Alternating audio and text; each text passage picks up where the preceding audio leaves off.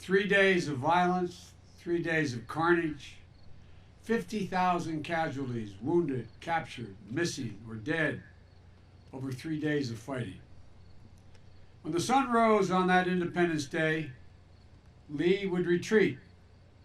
The war would go on for nearly 2 more years, but the back of the Confederacy had been broken. The Union would be saved. Slavery would be abolished. Government by, and for the people would not perish from the earth.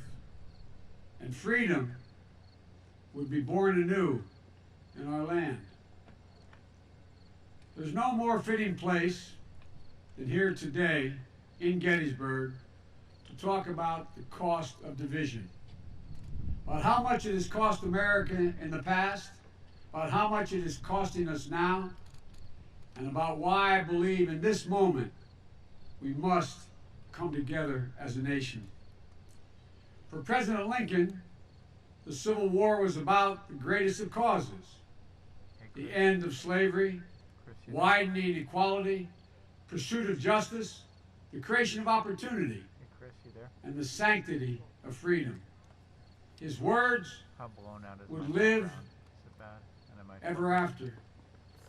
We hear them in our heads, we know them in our hearts, we draw on them when we seek hope in hours of darkness.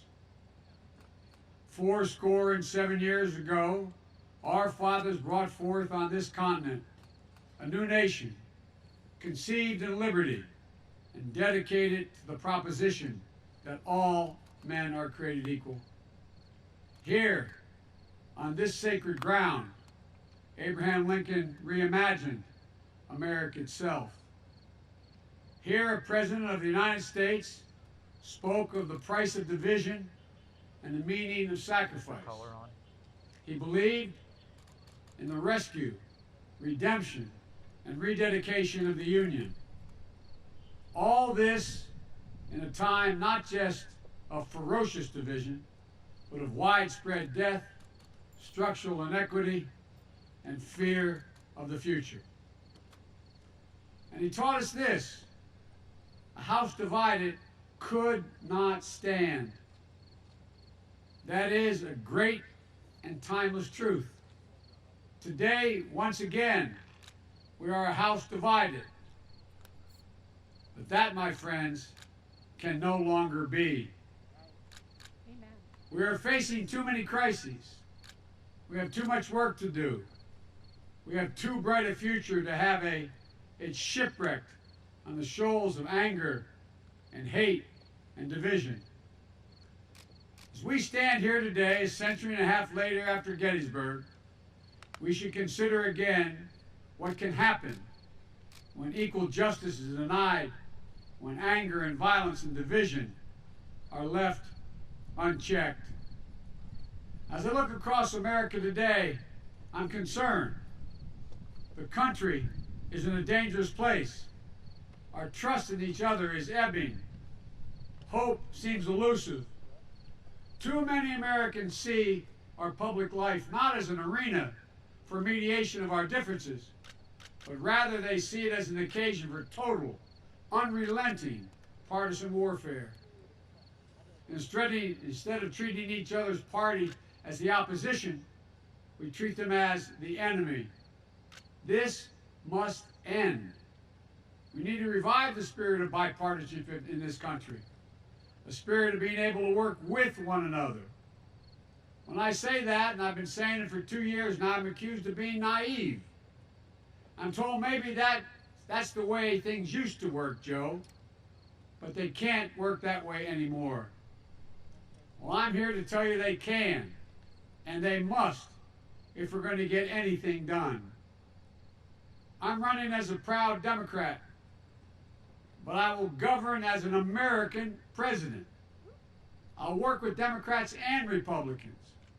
I'll work as hard for those who don't support me as those who do. That's the job of a president. The duty to care for everyone. Refusal of Democrats and Republicans to cooperate with one another is not due to some mysterious force beyond our control. It's a decision. It's a choice we make. And if we can decide not to cooperate, we can decide to cooperate as well. That's the choice I'll make as president. But there's something bigger going on in this nation than just our broken politics. Something darker, something more dangerous. I'm not talking about ordinary differences of opinion. Competing viewpoints give life and vibrancy to our democracy. No, I'm talking about something different, something deeper. Too many Americans seek not to overcome our divisions, but to deepen them. We must seek not to build walls, but bridges. We must seek not to have our fists clenched, but our arms open. We have to seek not to tear each other apart, but seek to come together. You don't have to agree with me on everything, or even on most things. To see that we're experiencing today is neither good nor normal.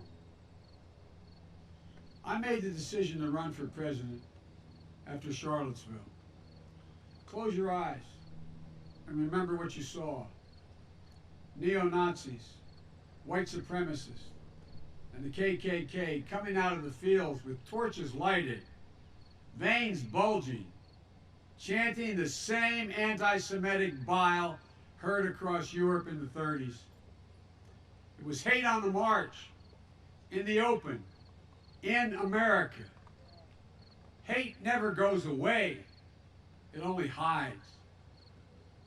And when it's given oxygen, when it's given an opportunity to spread, when it's treated as normal and acceptable behavior, we've opened a door in this country that we must move quickly to close. As president, that's just what I will do. I will send a clear, unequivocal message to the entire nation. There is no place for hate in America. It will be given no license. It will be given no oxygen. It will be given no safe harbor. In recent weeks and months, the country has been riled by instances of excessive police force, heart-wrenching cases of racial injustice and lives needlessly and senselessly lost, by peaceful protesters giving voice to the calls for justice, by examples of violence and looting and burning that cannot be tolerated. I believe in law and order. I've never supported defunding the police, but I also believe injustice is real. It's a product of a history that goes back 400 years, the moment when black men, women, and children first were brought here in chains. I do not believe we have to choose between law and order and racial justice in America. We can have both. This is a nation strong enough to both honestly face systemic racism and strong enough to provide safe streets for our families and small businesses that too often bear the brunt of this looting and burning. We have no need for armed militias roaming America's streets, and we should have no tolerance for extremist white supremacy groups menacing our communities. If you say we should trust America's law enforcement authorities to do the job, as I do, then let them do their job without extremist groups acting as vigilantes. If you say we have no need to face racial injustice in the country, you haven't opened your eyes to the truth in America. There have been powerful voices for justice in recent weeks and months. George Floyd's 6-year-old daughter, who I met with, who looked at me and said in her small child's voice, "Daddy changed the world." Also, Jacob Blake's mother was another when she said, "Violence didn't reflect her son, and this nation needed healing." And Doc Rivers, the basketball coach, choking back tears when he said, "We're the ones getting killed. We're the ones getting shot. We've been hung." It's amazing why we keep loving this country, and this country does not love us back. I think about that. I think about what it takes for a black person to love America. That is a deep love for this country that has for far too long never been recognized. What we need in America is leadership that seeks to de-escalate tensions, to open lines of communications, to bring us together, to heal, to hope. As president, that's precisely what I will do. We've paid a high price for allowing the deep divisions in this country to impact on how we deal with the coronavirus. 210,000 Americans dead, and the number's climbing. It's estimated that nearly another 210,000 Americans could lose their lives by the end of the year. Enough. No more. Let's just set partisanship aside. Let's end the politics and follow the science. Wearing a mask is not a political statement. It's a scientific recommendation. Social distancing isn't a political statement. It's a scientific recommendation. Testing, tracing, the development and ultimate approval and distribution of a vaccine isn't a political statement. It is a science-based decision. We can't undo what has been done. We can't go back. We can do so much better. We can do better starting today. We can have a national strategy that puts politics aside and saves lives. We can have a national strategy that will make it possible for our schools and businesses to open safely. We can have a national strategy that reflects the true values of this nation. This pandemic is not a red state or blue state issue. This virus doesn't care whether you live or where you live, what political party you belong to. It affects us all. It will take anyone's life. It's a virus. It's not a political weapon. There's another enduring division in America that we must end. The division in our economic life that gives opportunity only to the privileged few. America has to be about mobility. It has to be the kind of country where an Abraham Lincoln, a child of the distant frontier, can rise to the highest office in the land. America has to be about possibilities. The possibility of prosperity. Not just for the privileged few, but for the many, for all of us. Working people and their kids deserve an opportunity. Lincoln knew this. He said that a country had to give people, and I quote, an open field and a fair chance. An open field and a fair chance. That's what we're going to do in the America we're going to build together. We fought a civil war that would secure a union that would seek to fulfill the promise of equality for all. And by fits and starts, our better angels have prevailed again just enough against our worst impulses to make a new and better nation. And those better angels can prevail again now. They must prevail again now. 100 years after Lincoln spoke at Gettysburg, the Vice President, Lyndon B. Johnson, also came here, and here's what he said. He said, "Our nation found its soul in honor in these fields of Gettysburg. We must not lose that soul in dishonor now on the fields of hate."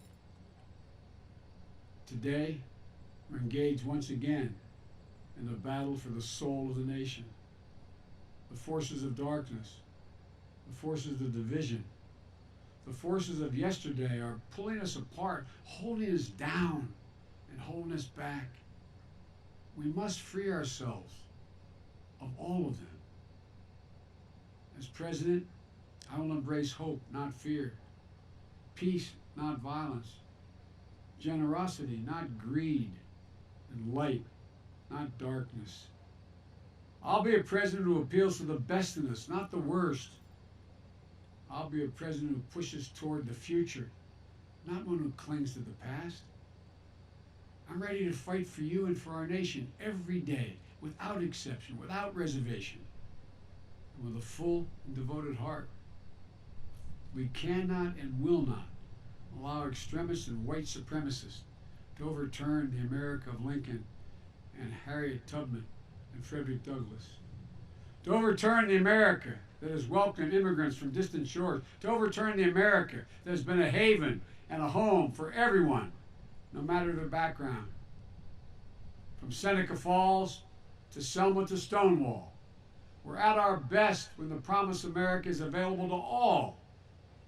We cannot and we will not allow violence in the street to threaten the people of this nation. We cannot and will not walk away from our obligation to, at long last, face the reckoning on race and racial justice in this country. We cannot and will not continue to be struck in the partisan politics that lets us, this virus, thrive while the public health of this nation suffers. We cannot and will not accept an economic equation that only favors those who've already got it made. Everybody deserves a shot at prosperity. Folks, thank you. Duty and history call presidents to provide for the common good, and I will. It won't be easy. It won't be easy. Our divisions today are long-standing. Economic and racial inequities have shaped us for generations. But I give you my word. I give you my word. If I'm elected president, I will marshal the ingenuity and goodwill of this nation to turn division into unity and bring us together, because I think that people are looking for that.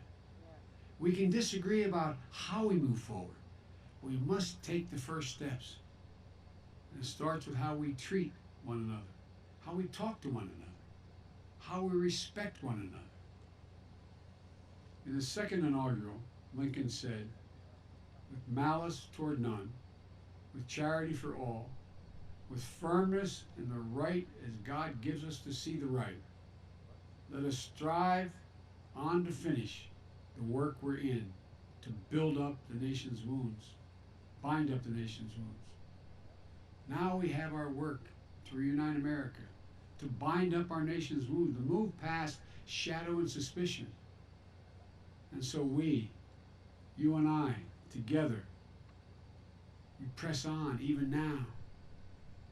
After hearing the second inaugural address, Frederick Douglass told President Lincoln, "Mr. Lincoln, that was a sacred effort. We have to be dedicated to our own sacred effort. The promise of Gettysburg that the new birth of freedom was at hand. I think it's at risk. Every generation that has followed Gettysburg has been faced with a moment when it must answer this question: whether it will allow the sacrifices made here to be in vain or be fulfilled. This is our moment to answer this essential American question for ourselves and for our time. And my answer is this: it cannot be that after all this country has been through, after all that America has accomplished, after all the years we have stood as a beacon of light to the world, it cannot be that here and now in 2020 we will allow the government of the people, by the people, and for the people to perish on this earth. No, it cannot, and it must not. We have in our hands the ultimate power, the power to vote.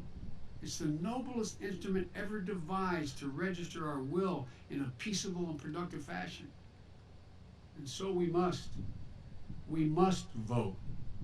We will vote, no matter how many obstacles are thrown in our way, because once America votes, America will be heard. Lincoln said, "The nation is worth fighting for." So it was, and so it is. Together, as one nation, under God, indivisible, let us join forces to fight the common foe of injustice and inequality, hate and fear. Let's conduct ourselves as Americans who love each other, who love our country, who will not destroy, but will build, We owe it to the dead who were buried here at Gettysburg. We owe that to the living and to future generations yet to be born. You and I are part of a covenant, a common story of divisions overcome and hope renewed. If we do our part, if we stand together, if we keep faith with the past and with each other, then the divisions of our time will give way to the dreams of a brighter, better future. This is our work. This is our pledge. This is our mission. We can end this era of division. We can end the hate and the fear. We can be what we are at our best, the United States of America. God bless you all, and may God protect our troops. Thank you. We can do this.